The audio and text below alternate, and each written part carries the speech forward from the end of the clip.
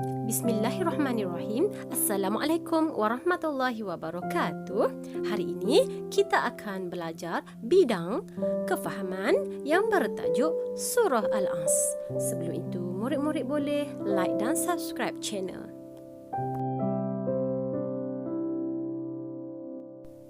Untuk memahami satu persatu ayat di dalam surah Al-As, kita akan membaca satu demi satu ayat dan maksudnya.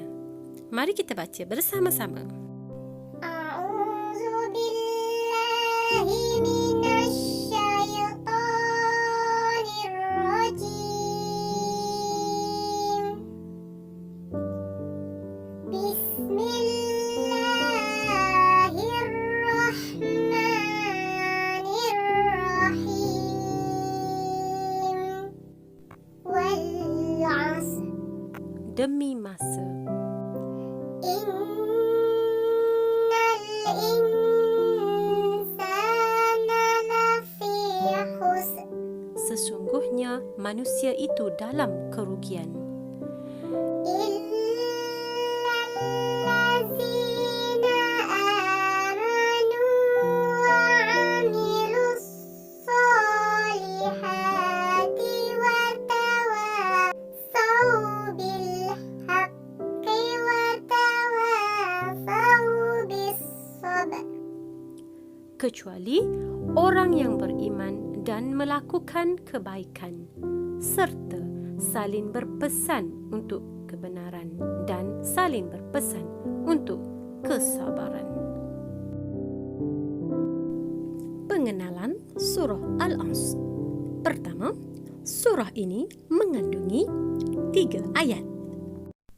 Merupakan surah ke-103 dan diturunkan di Mekah. Kedua, surah Al-As membincangkan kepentingan masa dalam kehidupan manusia. Dan ketiga, surah ini juga dianggap sebagai panduan kepada seorang Muslim dalam mengurus masa yang dianugerahkan kepada mereka untuk mencapai kejayaan di dunia dan di akhirat.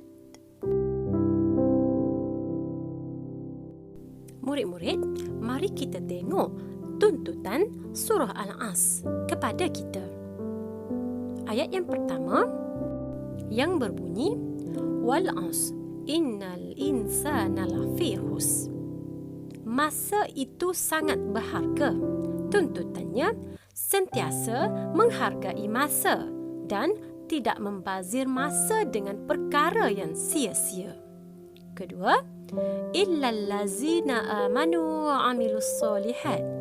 Kepentingan beriman dan berbuat kebaikan. Tuntutannya, pertama, memelihara iman kita kepada Allah Subhanahu wa taala. Kedua, memperbanyak amal ibadat. Dan ketiga, sentiasa berusaha membuat kebaikan. Ayat yang ketiga, watawasau bil haqqi watawasau bis sabr. Saling berpesan kepada kebenaran dan kesabaran. Tuntutannya ialah yang pertama, mengajak orang lain ke jalan kebenaran, dan kedua, mengingatkan diri dan orang lain untuk bersabar dengan ujian hidup. Kepentingan surah Al-As. Pertama, menguatkan keimanan kepada Allah Subhanahu wa taala.